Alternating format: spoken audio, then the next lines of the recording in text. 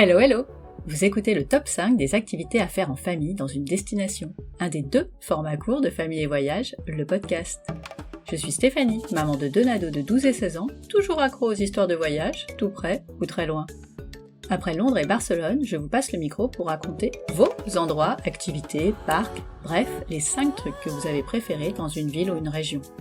Dans ce format court, on va donc à l'essentiel et on vous donne 2-3 tips pour y aller, se déplacer, où loger et où manger. Vous le savez, impossible de parler voyage sans gastronomie, donc les bonnes adresses, je les prends aussi.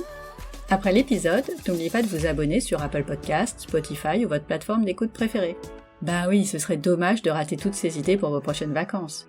Et si en plus vous avez envie de me laisser un petit commentaire, faites-vous plaisir. Allez, c'est parti pour un nouveau top 5, celui d'Héloïse à Miami. Je vous souhaite une belle écoute. Hello Héloïse! Hello Stéphanie, comment ça va? Bah ça va et toi? Bah écoute, depuis très longtemps qu'on s'était vus en vrai. Ouais, ça fait un petit moment, j'ose même pas calculer le nombre d'années en fait. Non, c'est pas une bonne idée. Non, on va pas le faire. Non. Bon, ça fait quelques années, allez. Voilà, c'était pré-Covid. Ouais, ce qui donne déjà une petite indication. Oui, mais Covid, ça compte pas. Non, Voilà. on oublie. Le quoi? Le drame. Ah. Ça commence bien. C'est un peu ça quand même. Hein. Ouais, on est d'accord. Pour que nos auditeurs et auditrices comprennent, est-ce que tu peux nous dire où tu te trouves? Je suis à Miami, donc en Floride. Ah oui, donc d'où le drame. Alors le drame, nous on n'a pas été confinés, hein, comme tu sais, mais d'un autre côté on n'a pas pu passer la frontière pour voir nos familles pendant presque 2 ans. Ouais, c'est long. Et inversement, donc ça a été long, ce drame. Bah c'est clair. Voilà. Tu te trouves à Miami, on fait un top 5 sur Miami, jusque-là on est pas mal. On est bien. Hein, a priori, ça devrait bien se passer. Mais avant de passer à tes incontournables, est-ce que tu peux nous dire quelle voyageuse tu es? Je suis une voyageuse organisée, désorganisée. Ah oui, ok. C'est un concept, je t'explique. C'est hyper clair. C'est-à-dire que quand je prépare le voyage, je suis pleine de bonnes intentions, je fais plein de recherches. Je lis des guides, je lis des blogs, je vais regarder sur Instagram et tout. Et en fait, une fois que je suis sur place, j'ai un enfant. Donc je m'adapte et ça part. Voilà, finalement, je m'adapte sur place et je me dis en fait c'est trop loin, puis c'est fermé, puis j'avais oublié de regarder les dates et puis voilà. Et mais ça a l'air sympa par contre. Et voilà. Donc c'est préparé et puis après on lance les notes en l'air et on improvise. Effectivement, c'est un concept. Tu vois, donc c'est organisé, désorganisé. C'est je m'organise mais en fait tant pis. Et est-ce que la maman voyageuse a évolué depuis que le petit qui est plus si petit maintenant, est là? Non, il a 7 ans. Bah c'est ça. Il a 7 ans, donc oui, ça a évolué. C'est-à-dire que petit, quand c'est encore l'âge où ils suivent finalement, on faisait notre programme nous-mêmes et maintenant on est sur un programme plus 1 jour sur 2. 1 jour pour lui, 1 jour pour nous. Ça, c'est pas mal. Voilà. Et souvent, la journée pour lui, en fait, on s'amuse bien aussi. Bah oui, tant qu'à faire. Donc voilà. Mais 1 jour pour lui, 1 jour pour nous. Comme ça, il y a un jour où il râle pas. Et où il est content de sa journée. Et du coup, la journée où c'est pas pour lui, on arrive à le faire tenir en disant « Oui, mais demain, c'est ça. » Voilà. Est-ce que tu peux nous dire comment tu as débarqué à Miami? Parce que tu n'as pas toujours vécu à Miami. Et non. Là, ça fait 6 ans et demi que j'y suis. Donc c'est une première expatriation en famille avec une arrivée, t'as fait le calcul, un petit peu rock'n'roll avec un nouveau-né, premier enfant, que tu sais déjà pas trop ce que tu vas faire, mais en plus tu vas le faire dans un autre pays. Pourquoi faire simple? Bah non, c'est ça. Et en fait, c'est tout simplement l'histoire un peu classique d'expatriation, c'est une mutation de mon mari. Donc moi, pour la petite histoire, j'étais prof d'anglais en France, avec toujours depuis que j'avais 12 ans, l'idée de partir à l'étranger. Ah oui, ça remonte un peu quand même. Oui, ça remonte, hein. Et j'ai pas lâché. On a fini par partir. En fait, mon mari travaille dans une grosse boîte internationale. Lui voulait partir en Nouvelle-Zélande. Il y a un poste qui s'est ouvert, mais ils étaient 250 à demander le poste. Voilà. Donc comment ça, il l'a pas eu? Voilà, il l'a pas eu. Next, c'est toujours dans ses rêves. Donc, mais il y avait une ouverture sur les États-Unis, en sachant qu'on ne savait pas où on partait. Ok.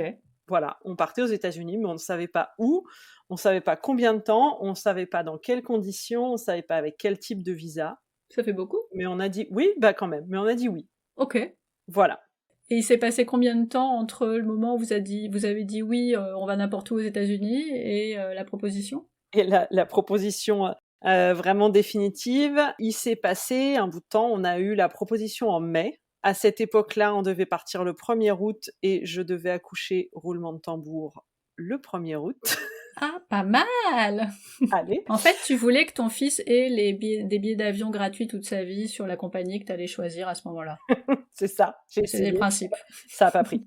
Donc après, il a fallu le temps de trouver une ville, puisque c'était la création d'un nouveau service, donc il fallait étendre les bureaux de la compagnie. Et alors là, on a un peu fait le tour des États-Unis. On nous a dit San Francisco, Houston, Norfolk, qui est en Virginie, qui n'est pas très connue. Enfin, c'est la ville du NCIS. Voilà, pour ceux qui suivent la série. Ok. Donc on aurait acheté la casquette, bien évidemment. Évidemment. Obligé. Et finalement, ils nous ont dit Miami, on a dit hop, hop, bougez plus, c'est bon, celle-là, on sait la placer sur la carte, il y a la mer, on prend. Et voilà, et on a débarqué en mars de l'année suivante, donc il a fallu pas mal de temps, c'était déjà assez compliqué sur les visas, il y avait des retards et tout. Et on est arrivé un samedi soir, mon mari commençait le lundi matin. Ah ouais, c'est bien large. Normal. Super large. Découverte un peu accélérée. C'est ça. Voilà. Sachant qu'on n'avait jamais mis les pieds ici, tu vois, on connaissait la bah. Californie, mais on connaissait pas du tout la Floride. Mais c'est bien organisé, désorganisé, c'est ça. C'est ça, et c'est resté. Oui, bah ça vous a plu, Oui, tout de suite. puisque vous êtes toujours là. C'est ça, Mhm. exactement. Bien accroché à nos palmiers. C'est ça. J'ai l'image. Tu rajoutes le vent et C'est t'as ça. l'image, voilà. J'y suis à fond. Bon, et pendant que ton mari travaille dans sa grosse boîte, toi tu fais quoi? Eh bien, moi, je suis guide touristique Ah, pour les francophones, spécialisée dans les francophones avec la compagnie Miami Off-Road. Je fais ça depuis un peu plus de 5 ans. ouais. Miami Off-Road, c'est la branche Miami Ah, de New York Off-Road qui a été montée en 2013. Et donc en 2017, on a ouvert ici à Miami. Et puis maintenant, on a aussi Los Angeles Off-Road depuis 2019. Et voilà, c'est d'ailleurs, on lance un appel à Elise pour faire aussi son top 5 de Los Angeles, par exemple. voire même de New York. Oui, mais on a déjà fait un épisode long avec Elise sur New York. Exact. Donc, Bon, bah voilà, faut changer. voilà, on change un peu. T'as raison. Exactement. Elise, si tu nous écoutes. On t'attend. Bon, du coup, guide à Miami pour un top 5 des activités à faire en famille. On est pas mal normalement. On devrait être bien. Ok, eh ben écoute, c'est devrait être parti. C'est quoi ton premier top? Dans le désordre, organiser, Comme tu veux. désorganiser. Mais oui, restons dans... De toute façon, on fera les Voilà. 5, donc... Voilà, faut être dans l'esprit. Pour moi, tu peux pas venir aux États-Unis et surtout, tu ne peux pas venir à Miami sans aller voir les Everglades. Horatio Kane, si tu nous entends. Puis je te dis ça parce que j'y étais il y a 3 heures aussi, en fait. C'est ça, oui. On en parlait juste avant d'enregistrer. Voilà, c'est ça. J'en viens juste. D'ailleurs, j'ai perdu un doigt avec un alligator. Non, je rigole. Tu sais que les gens vont nous croire. Non, mais faut pas croire. Faut pas croire. Les gens sont toujours surpris de voir l'alligator venir contre le bateau. Enfin, je veux dire, il tape dans le bateau avec son nez. Ce matin, c'était mignon. J'étais assise à l'avant du bateau et les clients m'ont dit faites attention derrière vous. Mhm. Quoi derrière moi? Ah, mais c'est Lola. On leur donne des petits noms à ceux qui viennent régulièrement au bateau. Il y en a qui ont l'habitude. Mais oui. Et en fait, oui, bah Lola, elle est à 10 cm derrière moi. Des fois, on fait des selfies, on rigole bien, c'est ma copine. Ah ouais. J'ai pas le même souvenir, moi, des Everglades. C'est bizarre quand même. Mais c'est vrai que en fait, c'est pas agressif, un alligator. Mm. C'est pas une espèce de bête féroce, affamée. C'est très placide. En fait, c'est un peu feignant même. Ouais, mais alors quand il ouvre la gueule juste à côté de toi, t'as pas envie d'aller faire jouer pierre, feuille, ciseaux? Non, on va pas le faire là en fait. Alors, on est bien d'accord. Je suis assise, il est là. Je mets pas la main dans l'eau. Bah non. En tout cas, pas quand il est à côté. Il y a des fois, tu vois, on agite un peu la main dans l'eau, ça leur fait croire qu'il y a des poissons, ils viennent voir. par curiosité, mais t'as enlevé la main bien avant. C'est mieux. Voilà. Oui, il faut pas jouer trop non plus. Non, c'est pas la peine. C'est à combien de temps du centre de Miami, les Everglades? Alors, de Miami Beach, puisque Oui. voilà, hein, le centre de Miami, c'est un petit peu plus court, mais c'est vrai que la plupart des gens quand même logent sur Miami Beach. Il faut compter 30-40 minutes. Voilà, pour la partie nord, parce que les Everglades, en fait, c'est gigantesque. Et la partie nord, c'est la partie sur laquelle on fait du bateau, du airboat, etc. Parce que Mhm. le airboat est interdit dans la partie parc national. Après, pour le parc national, il y a une partie très connue qui s'appelle la Shark Valley, qui est un petit peu plus loin que les bateaux, qui se fait en vélo. Alors, en étant sportif quand même, et puis en ayant prévu de l'eau, parce que c'est une boucle de 24 kilomètres à peu près. Ah oui, quand même. Pas d'ombre, bien. Avec un chemin, voilà, un chemin qui fait peut-être, je sais pas, 2 mètres de large, et puis après tu as le canal et l'alligator dedans. Ah, ok. On va Donc rester dans le nord, en tu fait. vois? Donc à toi de voir si tu préfères être sur le bateau ou sur un vélo. Eh ben, écoute, le bateau, finalement, ça me Voilà. paraît pas mal. Donc cette zone-là, faut compter 30-40 minutes, et puis par contre, si tu veux faire le parc national, là, c'est au sud, hein, c'est vraiment, sur la route des Keys pour l'entrée. Depuis Miami Beach, il faut compter une bonne heure, 1 heure et quart en fonction de la circulation pour arriver à l'entrée du parc national, et ensuite, c'est une route qui va vraiment jusqu'à la pointe sud, quasiment 2 heures et demie. Ah oui, c'est quand même très étendu. C'est extrêmement étendu, et puis surtout, c'est une route sur laquelle tu vas te garer, tous les quarts d'heure à peu près, parce que Mhm, tu as un oui. petit parking avec une petite balade qui fait, alors la plus longue, elle fait 3 kilomètres, donc ça va, et tu fais une petite balade qui te permet de découvrir tous les écosystèmes des Everglades. Ça, c'est chouette. Alors, je découvre, en t'écoutant, puisque je suis jamais allée plus loin que le nord, en l'occurrence. Pour des familles, en général, j'émets une hypothèse. La plupart du temps, pour une première visite, ils vont aller dans le nord pour aller à la rencontre des alligators, et quand ils ont déjà fait ça, ils vont peut-être plus se diriger vers le sud pour découvrir autre chose. Exactement, et puis il y a des familles qui, dès le premier coup, sont beaucoup plus nature, rando, et cetera, et vont aller directement vers le sud. Ok. Et compléter avec le bateau, avec le airboat, parce que c'est pas juste une visite, c'est une expérience aussi. Mais on voit de plus en plus de familles, alors avec des enfants qui sont suffisamment grands pour le faire quand même, hein, mais donc à partir de, je dirais, 6-7 ans quand même. Mais on voit de plus en plus de familles qui font la partie sud pour vraiment, aller se balader, les grands espaces, et voir plus de choses.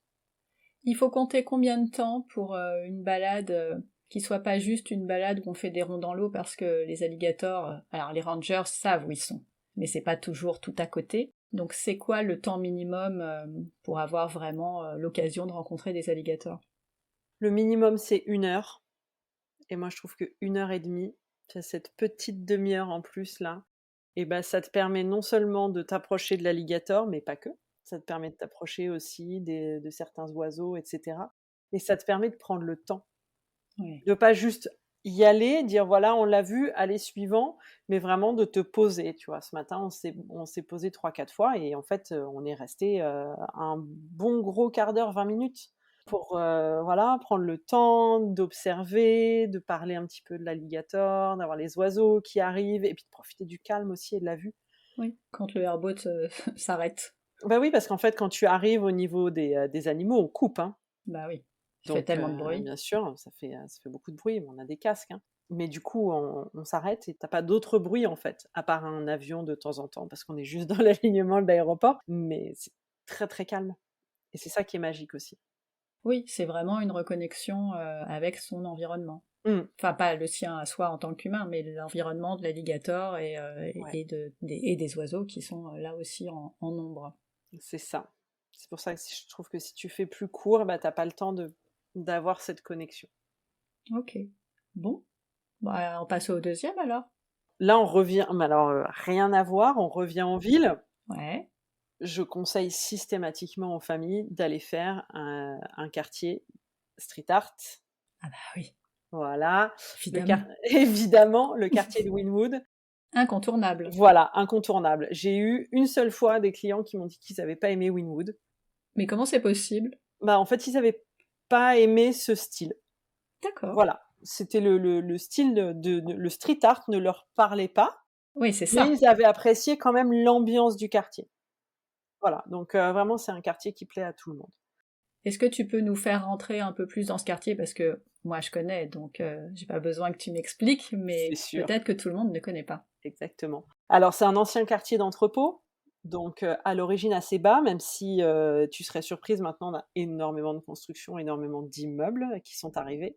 Donc on est passé de 1 étage à 12, donc il y a des sections de Wynwood où ça tu serais très, très surprise. Mais donc quartier assez vraiment cool, beaucoup de bars, de restos, de brasseries, de boutiques de créateurs, concept store et cetera, et tous les murs sont peints. Tous. Tous. S'ils ne sont pas peints, c'est qu'ils vont l'être bientôt.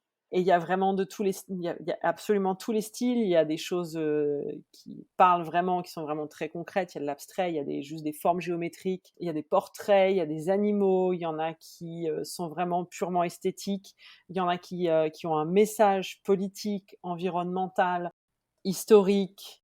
Il y a aussi du graffiti, parce que le graffiti, c'est vrai que quand on prend beaucoup le métro, le graffiti, ça plaît pas forcément, mais quand on comprend le graffiti, C'est on pas les change de mêmes quand même. regard. On Ouais. change beaucoup de regard dessus.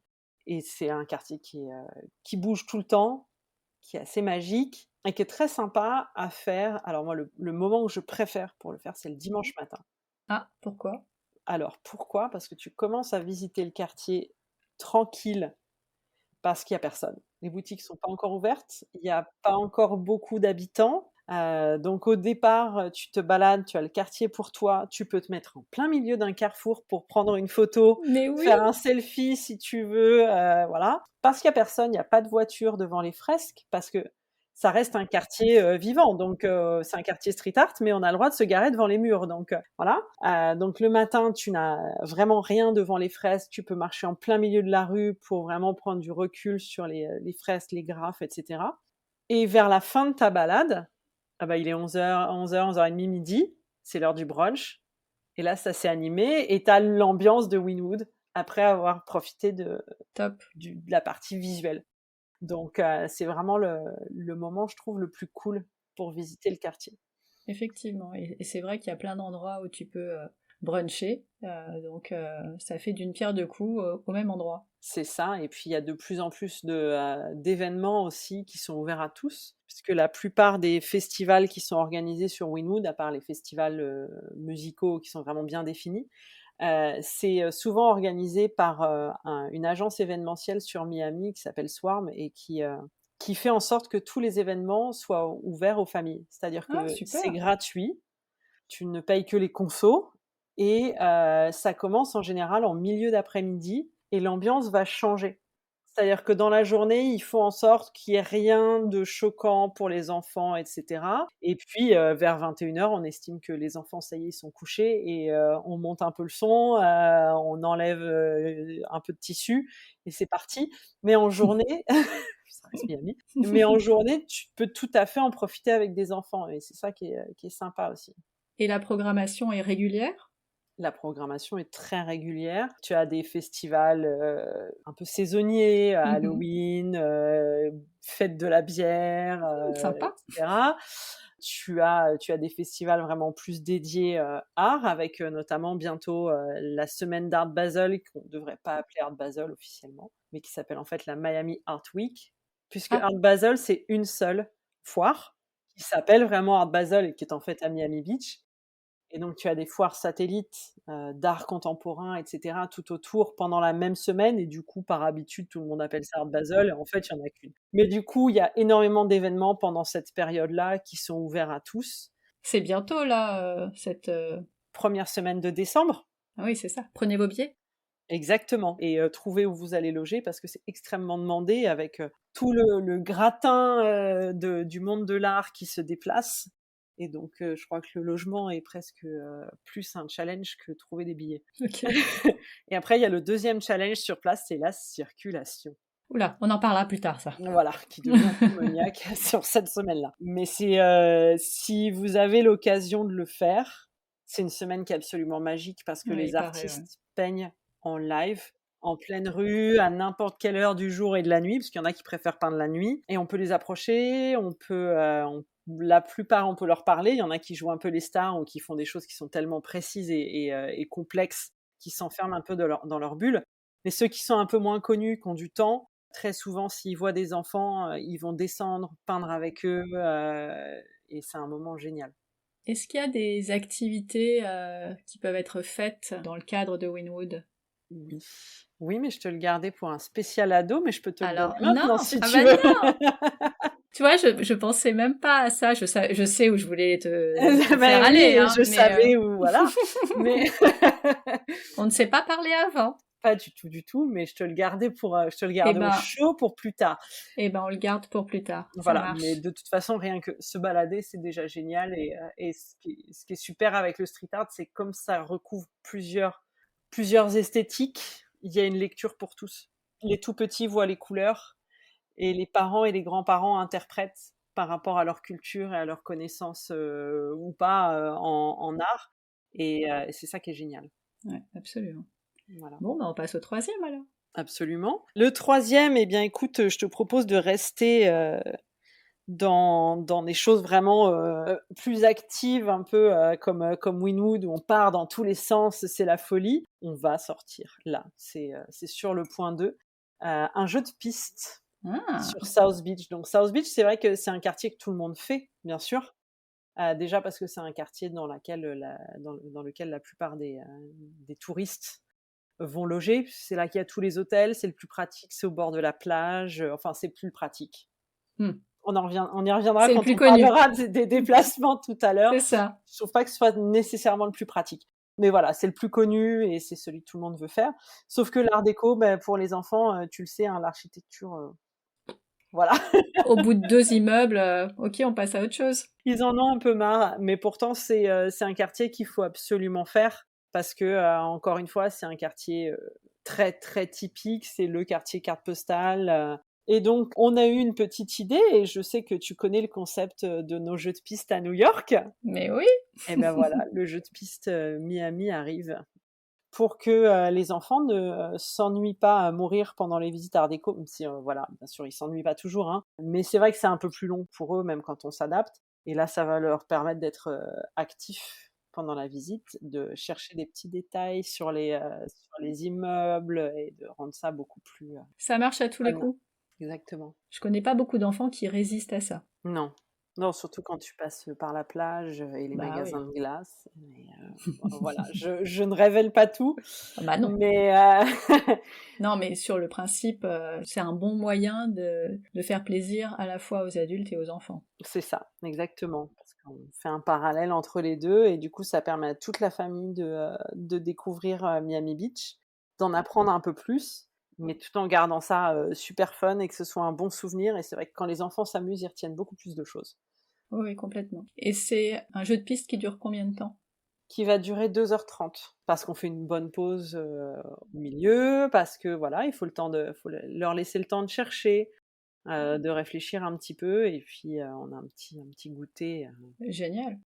Tu m'aurais dit 1 heure, je t'aurais dit, oula, on survole Oui, les trucs et on le fait au pas de course. En 2h30, t'as le temps de faire pas mal de choses et de pas le faire au pas de course, justement. exactement, Et parce qu'il le faut se mettre à goûter au leur hauteur. milieu, ça avait bien marché à New York. Je- un souvenir comme ça, c'était plutôt pas mal, ouais. Il me semble que tu la connais bien, celle-ci, oui. Pour l'avoir fait donc à New York avec mes enfants qui avaient à l'époque, je sais plus, mais ils étaient pas bien vieux, on va dire autour d'une dizaine d'années. Il faisait une chaleur assez insupportable, mais entre l'envie d'aller d'un point à un autre, de répondre aux questions, on le faisait dans les rues un peu sombre, pas du tout, à l'ombre, c'est pas tout à fait la même chose, et la pause goûter, enfin le temps est passé à une vitesse, on était mort hein, à la fin. Mais c'était, enfin voilà, ils ont adoré. Et j'en ai un des deux qui déteste marcher. Et à aucun moment il s'est plaint. Ouais, Donc ça marche. Donc je donc ça marche. suppose que ça va être aussi bien à Miami.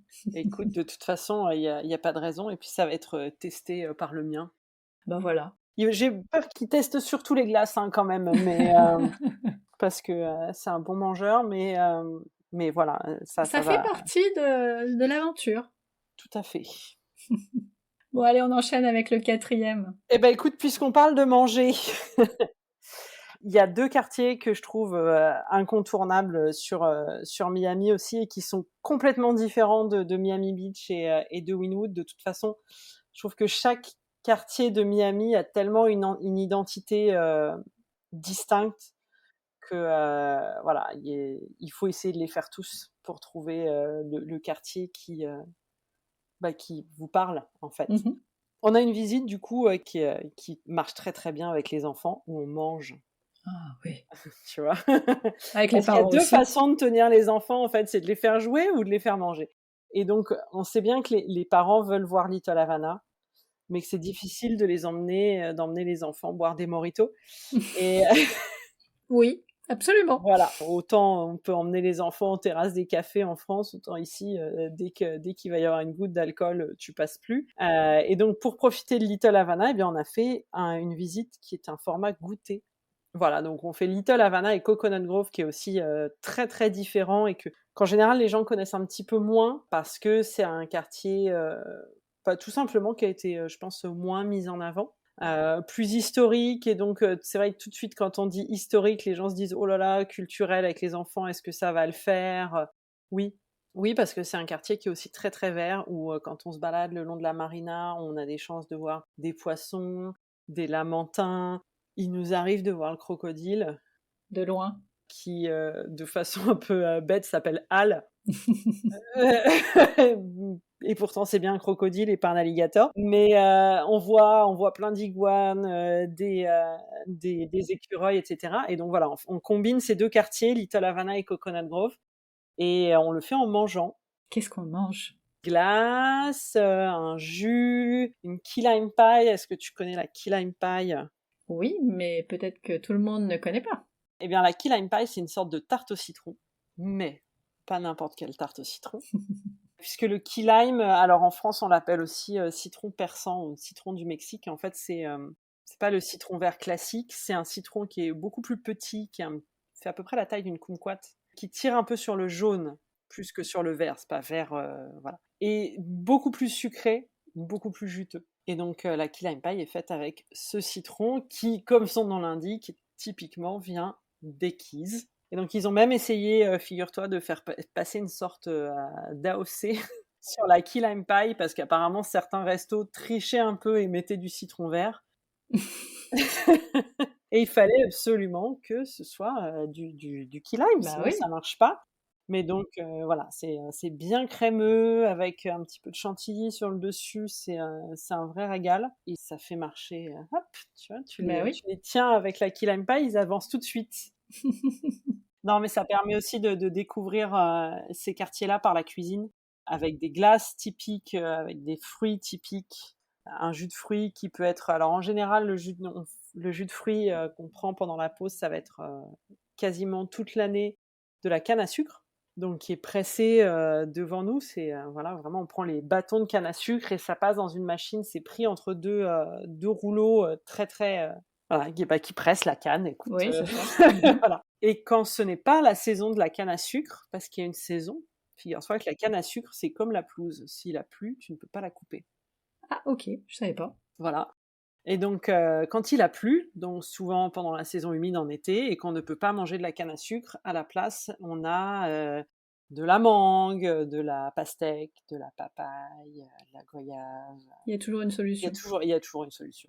Et parfois, ils nous mélangent plusieurs jus, ça nous fait un petit cocktail sans alcool, un petit cocktail de fruits frais, Trop bon. et c'est excellent. Et donc, ça permet de découvrir ces quartiers qui sont, bon, Little Havana, c'est vrai que c'est un quartier qui est très connu, hein, donc quartier cubain, où on entend parler espagnol de partout, il y a de la musique cubaine, c'est toute une ambiance très festive, très latine. Et quand tu arrives par contre à Coconut Grove, c'est marrant, c'est une ambiance plus. C'est un ancien quartier hippie, donc c'est un quartier très, très bobo, très cool, beaucoup de magasins bio, on se balade plutôt en vélo, enfin voilà, c'est un quartier encore Ouais, différent. c'est le choc des cultures, mais ça va bien ensemble en fait. Complètement, complètement. Ok. Voilà. Bon, dirigeons-nous à vélo vers le 5e incontournable.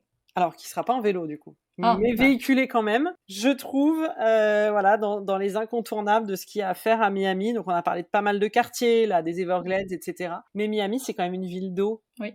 Avec, Miami Beach qui est prise entre la baie de Biscayne, hein, qui sépare Miami et Miami Beach, et l'Atlantique, et faire une sortie en bateau. Ouais, c'est pas mal, Une ouais. petite sortie en bateau pour aller voir les îles des Stars, c'est le grand classique. Se balader un peu, découvrir la skyline de Miami depuis l'eau. Et puis, il y a des zones où tu peux voir des lamantins pendant l'hiver. Donc, les lamantins, pour ceux qui connaissent pas, c'est un peu particulier comme animal. On n'en a pas du tout en Europe. C'est ce qu'on appelle les vaches de mer. Oui, ça leur fait pas honneur. Hein. Pas vraiment, non, mais c'est vrai que ça broute les algues du fond de l'eau, donc voilà, c'est une vache. Mais ça ressemblerait plutôt à une espèce d'énorme phoque. Ouais, je dirais ça aussi. Mmh.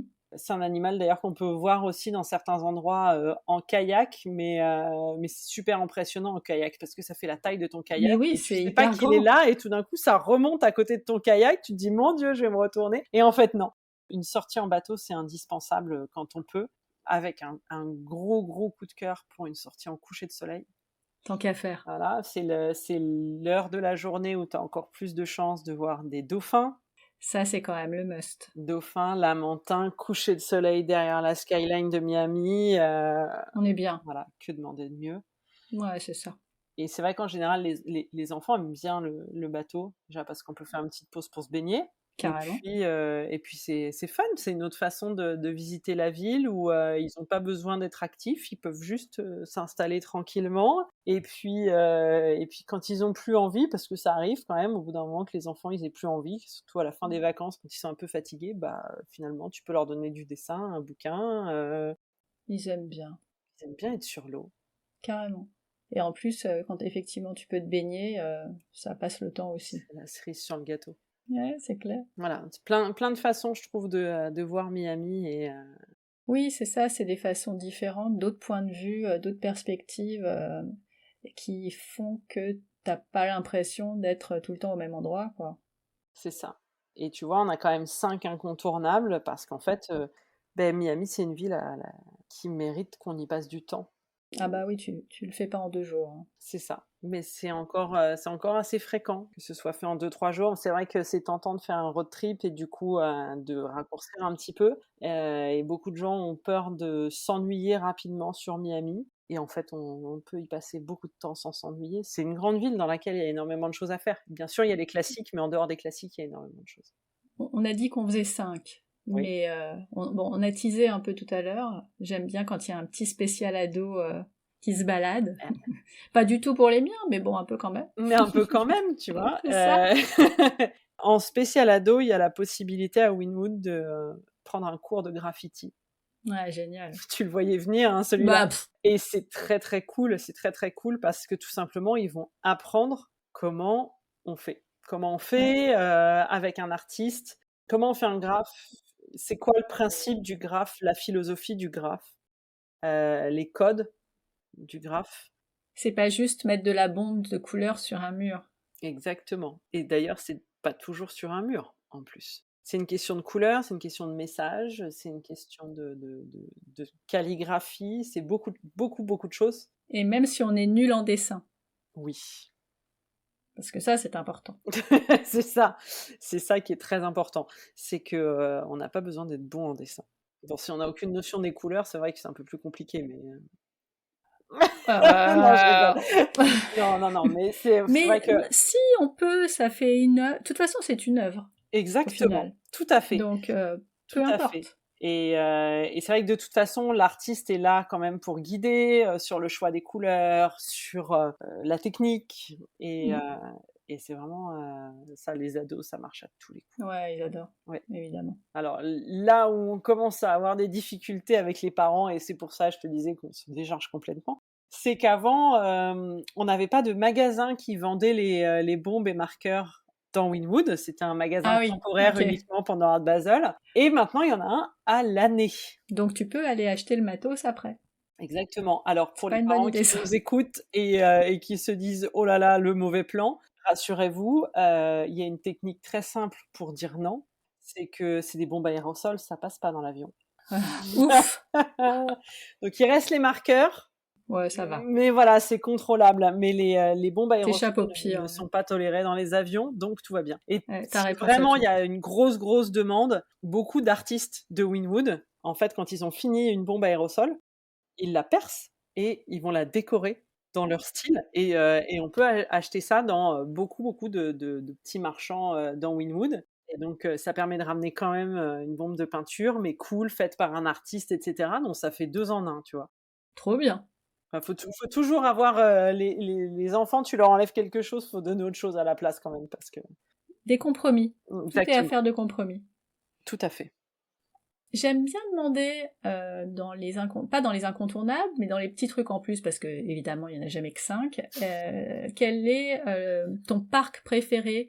Parce que il y a les ados, mais les enfants aiment bien aller se promener et se défouler, que se promener d'ailleurs, se défouler dans un parc. Oui, c'est vrai et j'en ai un qui marche, pour tout le monde, quel que soit l'âge, sportif, pas sportif et cetera. C'est Crandon Park qui est sur Key Biscayne, donc c'est une île qui est, en dessous de Miami Beach. Alors la difficulté, c'est que on en reparlera au moment des déplacements, mais c'est vrai que depuis Miami Beach, bah, il y a pas de pont ou de bateau pour aller directement à Key Biscayne, donc il faut passer par Miami pour retourner, mais ce qui est génial avec Crandon Park, c'est qu'en fait, c'est une plage, un parc, un ancien zoo, des zones de barbecue.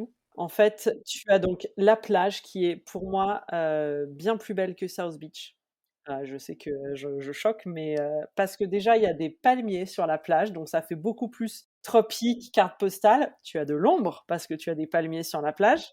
Ça, c'est déjà très bien. Tu as une promenade tout le long de la plage qui est super agréable, avec, de chaque côté de la plage, à chaque bout de la plage, parce qu'il y a plage nord, plage sud, tu as un café, donc tu peux manger sur place.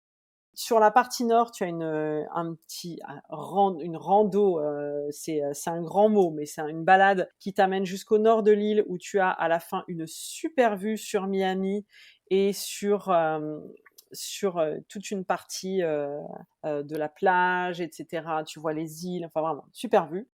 Et si tu vas vers le sud, tu as un ancien zoo qui a été fermé, où il y a encore, alors c'est assez particulier parce que tu as encore les anciennes cages qui sont ouvertes. Et dans ce zoo, c'est rempli de paons, d'ibis, de lapins, de grues, il y a des crocos aussi, on les croise, Mais qui assez sont là en souvent, liberté? qui sont en totale liberté, qui se sont Génial. installés là. Et donc tu as des petits lacs, tu as des bancs et cetera et donc là, les enfants, c'est vraiment, un endroit où les locaux vont beaucoup pour apprendre aux enfants à faire du roller, faire du vélo et cetera et quand tu en as marre, bah, tu ranges les vélos et les rollers et tu repars à la plage. Oh, Et au génial. niveau de la plage, à côté du petit café, tu as, un manège qui est ouvert tous les week-ends. Tu as un anneau pour faire du roller, de la trottinette et cetera et des jeux. Donc c'est royal, ça nous arrive même de faire plusieurs équipes. Heu, une équipe plage, une équipe, parc et puis on échange et donc entre 2, sur toute cette il y a une énorme étendue d'herbe entre le parking et la plage et là, tu as des aires de pique-nique avec des barbecues publics. Donc tu peux C'est y un passer la endroit où, journée. ouais, c'est ça, où tu passes quasiment la journée. Super. Ah Voilà. bah, je disais juste avant qu'on allait peut-être zapper cette question. Bah en fait non, on a bien fait de la garder. Tu vois? Non, super. Écoute, vraiment le lieu idéal en famille. Ouais, c'est super sympa. Ok. Bon, une petite dernière avant de passer à la logistique. On fait quoi quand il pleut? Pour rappeler un peu, on a 2 saisons à Miami en fait, on n'en a pas 4 comme tout le monde, même si, on est bien hémisphère nord, donc on n'est pas inversé, mais on a 2 saisons, on a saison sèche, saison humide et c'est vrai que la saison humide, c'est 1er juin, 30 novembre. Là, tu vois, il pleut plus, il fait un temps magnifique, il fait même assez chaud, mais c'est vrai que de juin à septembre, on peut avoir de la pluie. Alors, on va pas avoir de la pluie tous les jours, c'est pas l'enfer, à part, si pas de chance, il y a une tempête à ce moment-là, mais et je dis bien tempête, pas ouragan, hein. Il suffit Oui, c'est ça. d'avoir, l'équivalent d'une tempête bretonne, tempête d'hiver, mais en version chaud et donc c'est déjà beaucoup moins désagréable. Mais non, c'est vrai qu'en période humide, on peut avoir, comme tu dis, de la pluie de temps en temps et donc qu'est-ce qu'on fait quand il pleut? Et bah, déjà, on regarde si on changerait pas de quartier Parce que ça peut s'arrêter d'un quartier à parce l'autre. que ça peut s'arrêter d'un quartier à l'autre.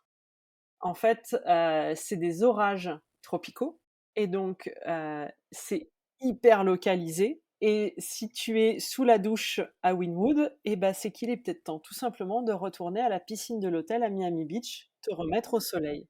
Ou inversement. Du coup. Qu'est-ce qu'on fait quand il pleut? Déjà, on a prévu une appli météo à l'avance avec un radar et on regarde si par hasard il fait pas beau ailleurs. Ah, génial. J'aurais pas pensé à ça. Voilà, tu vois. Et donc très souvent, il suffit de changer de quartier.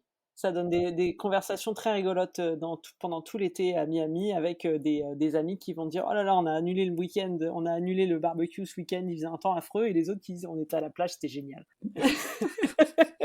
Dommage. Raté, mauvais quartier. Et puis sinon, il y a le musée des sciences qui est génial, même si entre nous, le musée des sciences a quand même été grandement financé par un couple qui ne croit pas au réchauffement climatique. Ah, c'est intéressant. Entre parenthèses, tu vois, comme ça.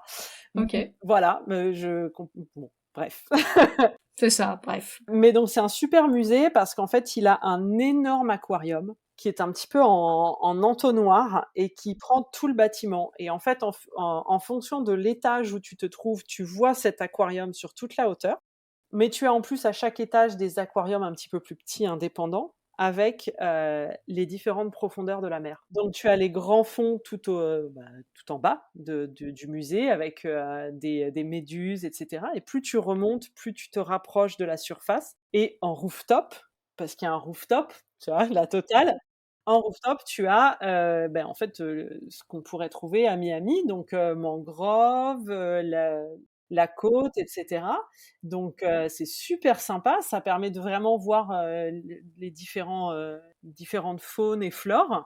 Tu as aussi des animations pour les enfants, il y en a une notamment sur les Everglades, avec en fait on est dans une espèce de pièce un peu allongée en forme presque de couloir, et donc il y a un écran d'un côté et tu vois la faune des Everglades qui se déplace.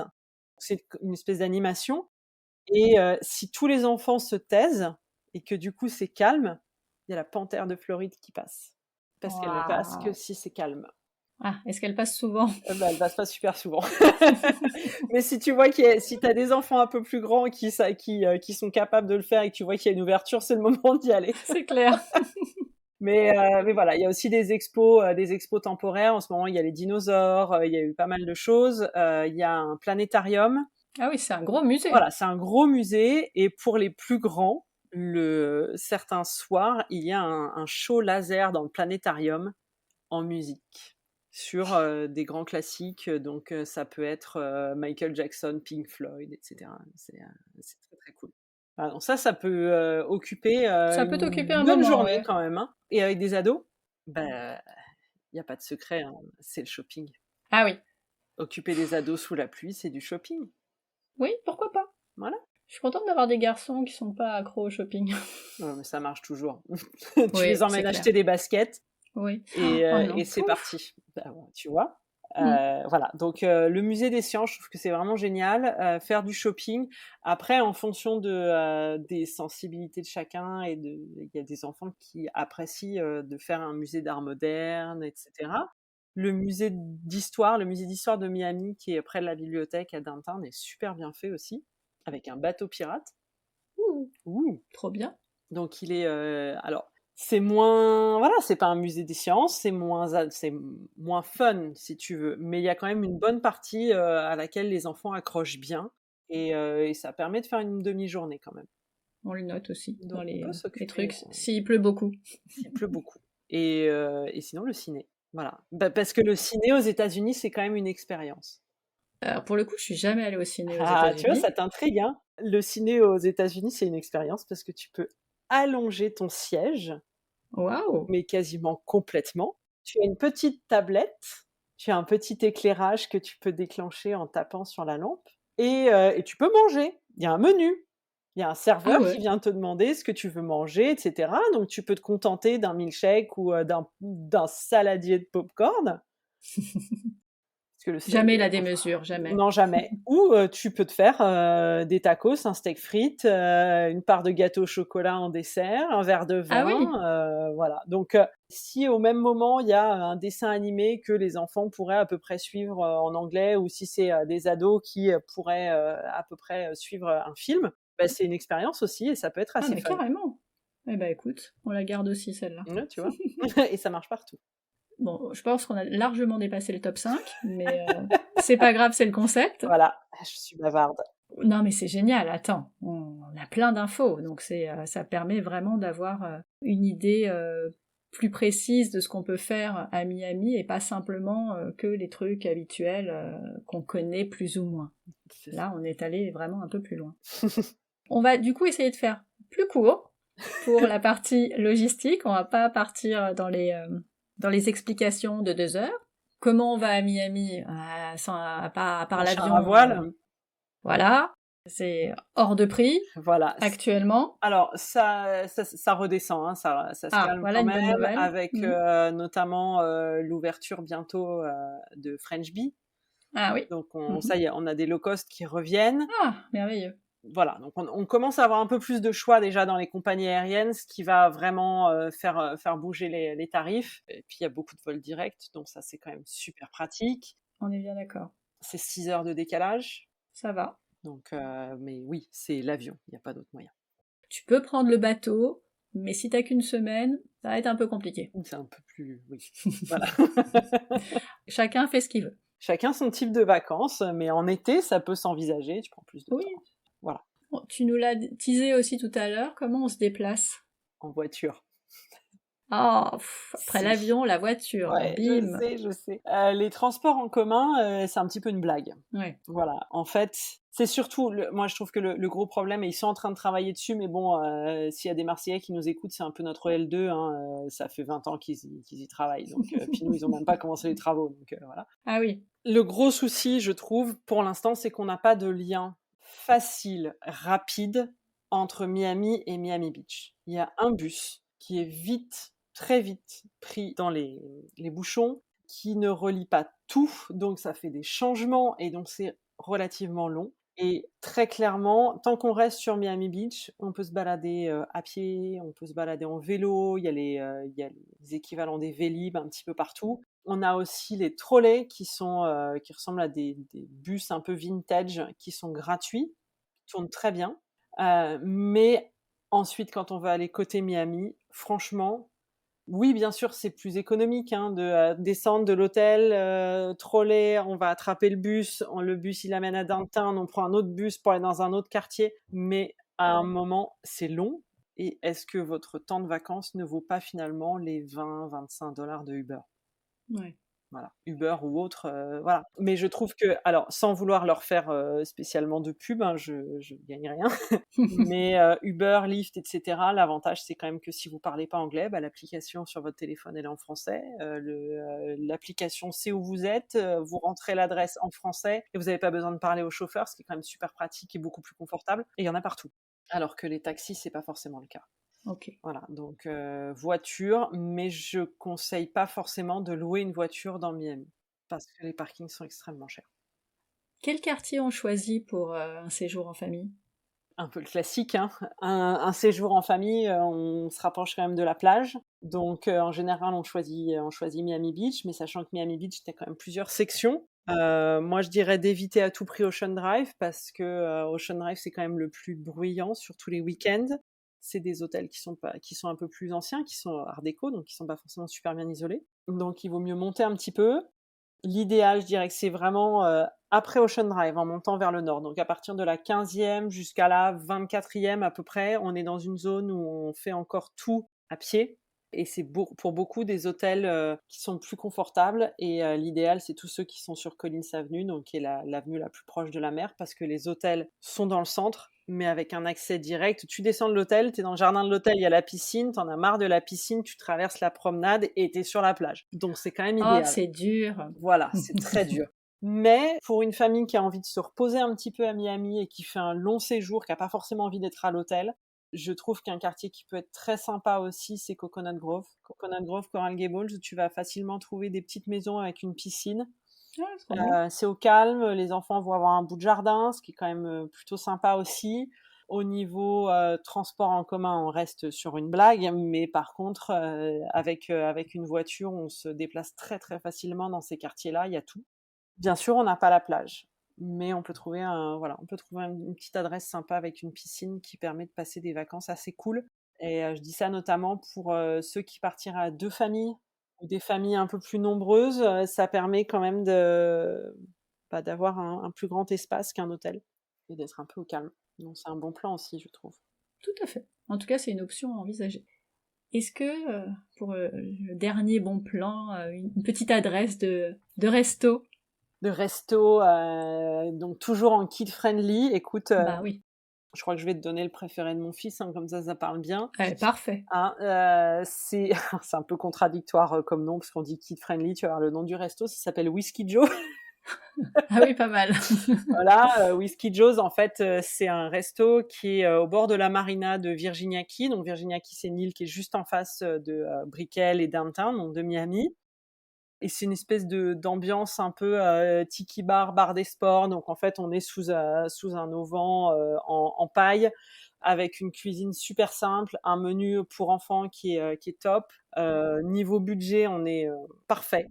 C'est pour tout le monde, c'est-à-dire que tu es au milieu de la marina, donc il y a la vue sur la marina. Quand c'est des week-ends un peu actifs, il y a les grues qui passent pour mettre les bateaux à l'eau. Alors là, du coup, c'est comme si tu avais mis la télé. Spectacle. C'est un spectacle constant. Mais tu vois aussi les bateaux passer au loin, tu vois un peu les poissons, et puis il y a la vue en plus sur la skyline de Miami. Trop bien. Le pied. Et puis si tes enfants ils aiment le sport, et ben vu que c'est aussi un bar des sports, il y a 4 télés qui diffusent les matchs. Ça fait passer le temps aussi. Ça fait si on a passer envie le de temps rester aussi. un peu plus longtemps. Et c'est vrai que c'est un resto qui est jamais bondé, où il y a toujours des enfants, donc ils vont pouvoir jouer avec d'autres enfants. Et si les c'est enfants chouette. ils ont envie de courir autour des tables et que ça gêne personne, et ben ça gêne personne. De toute façon, les Américains avec les enfants, c'est un peu ça. Hein. Les enfants, tant qu'ils n'ont pas cassé la vaisselle, tout va bien. Tout va bien. Trop cool. Bon, j'espère que tout le monde a pris des notes. Non, je déconne. Je mettrai évidemment plein de choses dans les notes de l'épisode. Mais avant tout, si nos auditeurs et auditrices ont envie d'en savoir un peu plus, ou envie de faire une visite, tout simplement, bah, ils vont te chercher où, en fait? Ils vont nous chercher sur les réseaux, et sinon tout simplement le plus facile c'est sur le site, où on a un blog et des pages en plus avec plus ou moins les conseils que j'ai donnés, mais même encore plus. Et donc sur miamioffroad.com, donc qui s'écrit en un seul mot, mais que je suppose que tu vas mettre de toute façon. Absolument. Voilà, dans les notes. Donc regardez les notes, ce sera écrit comme il faut dedans. Mais donc miamioffroad.com, et on sera ravis d'accueillir tes auditeurs et auditrices, et les enfants, et les grands-parents, et les amis. Voilà. Voilà, tout le monde. Même venir avec le chien. Mais oui, pourquoi pas? Ben oui, on l'a fait. On l'a déjà fait. Pas de ségrégation, tout le monde peut venir. Pas du tout, on n'a pas encore essayé les furets, rats et autres perroquets, mais le chien on a déjà fait. Voilà. Bon, pour tout le monde. Bon, en tout cas, merci beaucoup Héloïse pour tout ce que tu as partagé dans cet épisode. Il y en a pour tous les goûts, pour les familles avec des petits ou des grands. Donc on a vraiment un panel de choses à faire. En tout cas, ce qui est sûr, c'est qu'il y a beaucoup de choses à faire à Miami quand on vient en famille. Donc voilà une belle destination à envisager pour des prochaines vacances. Voilà. Merci beaucoup à toi de m'avoir donné tout ce temps. Voilà. Alors, normalement, un top 5, c'est 30 minutes. Voilà, non mais... Voilà. On a fait 1 heure, ça va bien se passer. Écoute, non, avec plaisir, quand c'est intéressant et qu'il y a plein de choses à raconter, ben pourquoi je ferai plus court, en fait. Et puis moi, je sais pas m'arrêter. À partir du moment où on me demande de parler de ma ville, je parle. C'est parfait. Merci beaucoup, encore une fois, Héloïse, et j'espère à bientôt. Oui, j'espère. Quand tu veux. J'arrive. Ok, ben je vais à l'aéroport, je t'attends. Ça marche. À bientôt. Merci beaucoup.